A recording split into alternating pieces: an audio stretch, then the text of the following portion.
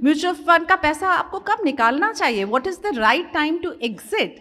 Mutual fund पैसे को आप निकालें, अभी मुनाफा बुक करें, नहीं करें। म्यूचुअल फंड निवेशकों के दिमाग में ऐसे कुछ नहीं तो 98 सवाल हैं, और गौरव कुछ सवालों को यहाँ हमारे पैनल के सामने भी रख रहे थे। लेकिन 98 सवालों में 99 का फेर जुड़ा है। ऐसे 99 की फेर से तो निवेश भाई यानी नीलेश भाई जैसे विद्वान ही बाहर निकाल सकते हैं। फिर देर किस बात की है, तालियों से स्वागत करते हैं अंशुमान सर और कोटक म्यूचुअल फंड के मैनेजिंग डायरेक्टर नीलेश भाई का। Welcome on stage sir. जोरदार तालियों की गड़गड़ाहट के साथ स्वागत होना चाहिए नीलेश शाह जी का। आज की शाम नीलेश शाह जी को हम सुनेंगे और जानेंगे आज की परिस्थिति में कैसे अपनी मनी को, अपने फाइनेंस को, कैसे फाइनेंशियल फ्रीडम को हासिल करें। धन्यवाद गौरव, धन्यवाद प्रियंका। नीलेश जी हमारे साथ फिर बीच में हमारे इस सत्र में भी, पिछले सत्र में भी हमारे साथ नीलेश जी थे। और ये शीर्षक जो आप देख रहे हैं ना, ऊपर जो आपके पास लिखा हुआ है 99 का फेर, हमें लगा कि हम पूरे दिन म्यूचुअल फंड इंडस्ट्री के डेटा पर निवेश के तौर तरीकों पर बात करते रहे। निवेशक की जो साइकोलॉजी है, इन्वेस्टर का जो मनोविज्ञान है, उसे पढ़ने की, उसे खोलने की कोशिश करते हैं नीलेश जी की मदद से। ये जानने की कोशिश करते हैं कि निवेशक ऐसा क्यों करते हैं, और वो गालिब का शेर है ना कि ऐसा ही क्यों होता है वाली स्थिति है। पहला सवाल सर आपसे कि आखिर लोगों में स्टॉक मार्केट और म्यूचुअल फंड का इतना खौफ क्यों है। हमारे सर्वे में ये दिखाई दिया कि केवल 3% 4% लोग इन्वेस्टमेंट कर रहे हैं, 6% लोगों का पैसा म्यूचुअल फंड में जा रहा है। ऐसा नहीं कि लोग बचत नहीं कर रहे हैं। भारत में बैंकों में काफ़ी बचत है, भारत में लोगों की फिनेंशियल सेविंग्स भी ठीक ठाक हैं। पर स्टॉक मार्केट और म्यूचुअल फंड से खौफ क्या है, ये डर कहाँ से आता है? एक अपने में कहावत है अंशुमन जी, दूध का जला छाछ भी फूंक फूंक के पीता है। लोगों ने जो अनुभव किए हैं क्रिप्टोज में, पोंजी स्कीम्स में, गेमिंग में, लॉटरी में, वहाँ पे उनका अनुभव खराब हुआ है। वो जब डायरेक्ट स्टॉक मार्केट में निवेश करने गए तब भी अनुभव खराब हुआ है। तो गर्म दूध पीते पीते जबान जल गई थी, तो अब ठंडी छाछ पीते पीते भी लोग फूंक फूंक के पीते हैं। जिस दिन लोगों को समझ आ जाएगा गर्म दूध और छाछ अलग अलग है, तब तक सब कुछ ठीक हो जाएगा। लेकिन गर्म दूध अभी भी पी रहे हैं और छाछ से ज़्यादा गर्म दूध पी रहे हैं। रोज ज़्यादा पैसा गर्म दूध में ही लग रहा है, क्रिप्टो और लॉटरी में, इसके बजाय इसमें। ऐसा क्यों है? ये दूसरा पहलू है साइकोलॉजी का, इन्वेस्टमेंट के लोगों की साइकोलॉजी का। एक लालच है, हर किसी को जल्दी से जल्दी ज़्यादा से ज़्यादा पैसा बनाना है, और ये भारत नहीं पूरी दुनिया में यही माहौल है। तो कहीं लालच लोगों को गाड़ी 5वें गियर में चलाने को उत्सुक करती है, और फिर जब गर्म दूध से जबान जल जाए तो फिर गाड़ी रिवर्स गियर में रख के चलाते हैं कि आगे नहीं जाना है, पीछे जाना है। अब गाड़ी में आप 1 से 4 गियर यूज़ नहीं करेंगे, सिर्फ रिवर्स गियर और 5th गियर यूज़ करेंगे, तो आपकी गाड़ी कहाँ पहुँचेगी।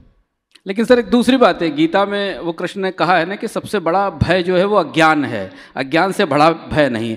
हम एक तरफ ये कहते हैं कि भारत में लोग लालच में हैं, क्रिप्टो में और लॉटरी में पैसा लगाते हैं, और दूसरी तरफ हम ये भी कहते हैं कि लोग स्टॉक मार्केट में जाने से डरते हैं, म्यूचुअल फंड में निवेश करने से डरते हैं। तो क्या जो छाछ है, जो बेहतर निवेश है, वहाँ से डर सबसे बड़ा अज्ञान है, या जो भय है उनके अंदर, जो खौफ है, वो उन्हें लॉटरी और क्रिप्टो तक तो ले जाता है लेकिन वो इधर नहीं लाता? ये कैसी पहेली है? डर है या लालच है? दोनों के बीच में है क्या आखिर? यही वो 99 का फेर है। वही 99 का फेरा बनता है जी, कि जहाँ ज्ञान है वहाँ प्रकाश है, वहाँ अंधकार नहीं है। बट हमने ज्ञान को एजुकेशन के साथ जोड़ दिया है। भारत का सबसे एजुकेटेड स्टेट है केरला। केरला का total equity mutual fund AUM 15-20 हज़ार करोड़ होगा, और सालाना वो लोग 15 हज़ार करोड़ रुपया लॉटरी में निवेश करते हैं। अब एजुकेशन से ही अंधकार दूर नहीं होगा। Investment is all about common sense, and वो उतनी कॉमनली अवेलेबल नहीं होती। एंड इसीलिए हमने देखा है कि सबसे ज़्यादा पैसा उसका नहीं बनता जिसका आईक्यू सबसे अच्छा हो। इनफैक्ट सबसे ज़्यादा पैसा उसका बनता है जो अपनी ईक्यू के ऊपर काबू रख सके, जो अपनी बिहेवियर साइकोलॉजी के ऊपर काबू कर सके। सर, एक सवाल जो बार बार लोगों के दिमाग में आता है, ये भी एक दूसरा 99 का फेर है। एक फेर तो हमने देखा कि लालच भी है, भय भी है, अज्ञान भी है और गैम्बलिंग की इच्छा भी है, ये 99 का फेर है। दूसरा है कि म्यूचुअल फंड का इन्वेस्टर ये नहीं समझ पाता कि वो रिस्क और रिटर्न का हिसाब कैसे लगाए। उसे समझ में नहीं आता कि कब वो जोखिम के जोन में पहुंच गया है और कब उसका रिटर्न आना शुरू हो गया है। और अधिकांश लोग जिनसे हम बात करते हैं वो इसी फेर में रहते हैं कि ये स्टॉक है, कल शेयर बाजार गिरा तो हमारा पैसा भी निकल जाएगा या गिर जाएगा। तो ये जो रिस्क और रिटर्न को समझने का फेर है, ये कैसे समझा जाए भारत के निवेशकों के मनोविज्ञान में? कई बार ये कहा गया है कि आप अगर किसी को अधिकार पहले दे दे और जवाबदारी नहीं दे तो उस अधिकार का दुरुपयोग हो जाता है। The responsibility should follow the right. Mutual fund में भी शायद कुछ ऐसा ही हो रहा है। इंश्योरेंस इंडस्ट्री जहाँ पे आपको एनएवी जल्दी से नहीं मिलती, पेंशन इंडस्ट्री जहाँ पे आपको लॉक इन इन्वेस्टमेंट करना पड़ता है, प्रोविडेंट फंड जहाँ पे लॉक इन है, पीपीएफ जहाँ पे लॉक इन है, वहाँ पे लोग लॉन्ग टर्म निवेश करते हैं। लेकिन हमने म्यूचुअल फंड जो बनाया है उसमें डेली लिक्विडिटी रखी है। चलो डेली लिक्विडिटी रखी कोई गलत बात नहीं, बट हम डेली एनएवी भी पब्लिश करके सबको पहुंचा देते हैं। तो कहीं समझ आने से पहले हमने लोगों को अधिकार दे दिया है डेली रिडम्पशन का, डेली नेट एसेट वैल्यू का, और शायद उस वजह से हम देख रहे हैं कि कुछ तबक्के के लोग म्यूचुअल फंड को शॉर्ट टर्म निवेश का यूज़ कर रहे हैं रादर देन लॉन्ग टर्म।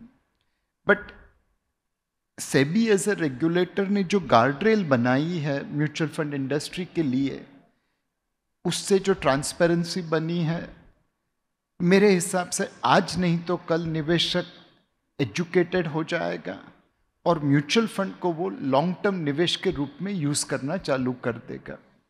एक समय था जब एक साल से ज़्यादा एसआईपी नहीं आती थी, आजकल परपेचुअल एसआईपी आने लगी है। तो एक ट्रांजिशन हो रहा है लोगों का, होपफुली ये काफिला आगे चलता रहेगा।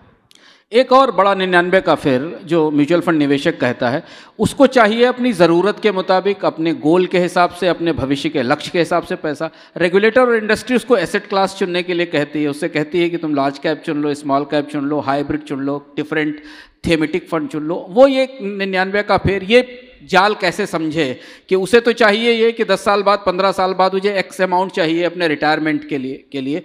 ये यहाँ कौन सी सबसे बड़ी मदद की जा सकती है सामान्य निवेशकों की? आप इसके बारे में कैसे देखते हैं इसे?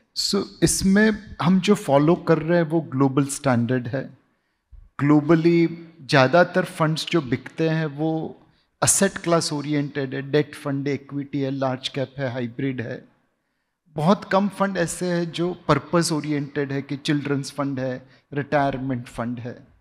ऐसा नहीं है कि हमने children's education, children's gift fund या रिटायरमेंट फंड लॉन्च नहीं किए, बट उसमें उतना ट्रैक्शन नहीं आया जितना आना चाहिए।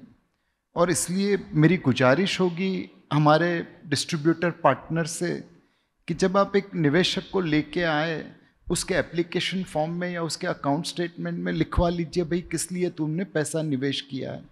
अपनी बेटी की पढ़ाई के लिए है, बच्चों की शादी के लिए, अपनी रिटायरमेंट के लिए है। और जब वो रिडम्पशन के लिए आए तब उसे पूछिए कि भाई ये पैसा तो तूने बेटी की पढ़ाई के लिए रखा था, अब ज़रूरत है क्या, तू ऐसे ही तो नहीं रिडीम कर रहा। अगर आप इस तरह से लोगों के निवेश को उनके पर्पस के साथ ज्वाइन कर देंगे डिस्ट्रीब्यूटर लेवल, तब भी मेरे हिसाब से काफ़ी हद तक हम लोगों को लंबी अवधि का निवेशक बना पाएंगे।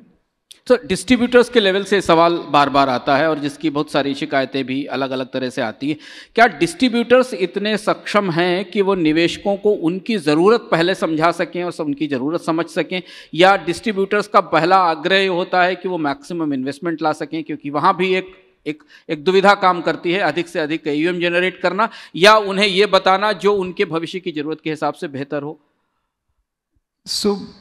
अगर आप लंबी अवधि के लिए बिजनेस करना चाहते हैं तो कस्टमर फर्स्ट अनिवार्य है। एंड अगर डिस्ट्रीब्यूटर अपने कस्टमर का ध्यान नहीं रखेंगे और ज़्यादा से ज़्यादा पैसा निवेश में लाने की कोशिश करेंगे तो कहीं ना कहीं वो शॉर्ट टर्म ओरिएंटेशन ही रहेगा। आपको निवेशक को अपने पर्पस के साथ ज्वाइन करना है, आपको निवेशक को लंबी अवधि का निवेशक बनाना है और इसका सटीक उपाय यही है कि आप उसे उसके पर्पस के साथ ज्वाइन कर दें। अगर आप रिटायरमेंट के लिए निवेश कर रहे हैं तो मार्च 2020 कोविड समय में आप रिडम्पशन नहीं करेंगे, इनफैक्ट ज़्यादा पैसा लगाने की सोचेंगे। सर हमारे पास एक सवाल लेने का समय है क्योंकि हमारे पास काफ़ी ऑडियंस है। कोई एक प्रश्न जो कोई पूछना चाहे अपना हाथ खड़ा कर सकता है पीछे से एक सवाल के लिए, क्योंकि देव। Myself Mangesh Kulkarni sir, मेरा एक क्वेश्चन ऐसा है कि अगर किसी को ATC के अंडर अगर टैक्स सेविंग के लिए इन्वेस्टमेंट करना है और वो अगर NPS में करता है, यूलिप में करता है, तो उसके पास डेट, हाइब्रिड और इक्विटी ऐसे तीनों ऑप्शन है, लेकिन अनफॉर्चुनेटली ELSS में सिर्फ इक्विटी है, तो ये म्यूचुअल फंड इन्वेस्टर्स के ऊपर इनजस्टिस हो रहा है, तो उसके लिए कुछ कर सकते हैं क्या? Thank you. आपकी बात बहुत सही है एंड हमने और रेगुलेटर ने दोनों ने सोचा था कि क्या हम debt equity link savings launch करें। Unfortunately debt equity savings launch करने के लिए सरकार के पास से टैक्स एग्जेम्पशन आना चाहिए। जब तक वो टैक्स एग्जेम्पशन देके नहीं हम लॉन्च नहीं कर सकते। और सेबी ने सरकार को, एमफी ने सरकार को ये कई सालों से लिख के रखा है कि जैसे आप इक्विटी लिंक सेविंग स्कीम को ATC में एग्जेम्पशन देते हैं वैसे ही डेट लिंक्ड सेविंग स्कीम में भी दीजिए, बट अब तक हमारी बात सरकार ने मानी नहीं है। नीलेश भाई बहुत बहुत धन्यवाद हमारे इस विशेष सेशन के लिए। हिमालय का सवाल रह गया, हम अगले सेशन में लेते हैं। टाइम सबका हमारे पास मैसेज भी सामने आ गया है। बहुत बहुत आभार नीलेश शाह जी मनी9 के इस कार्यक्रम में आने के लिए और हमें लोगों की साइकोलॉजी, निवेशकों की मनोविज्ञान के बारे में बताने के लिए और हमें दिशा दिखाने के लिए बहुत बहुत आभार।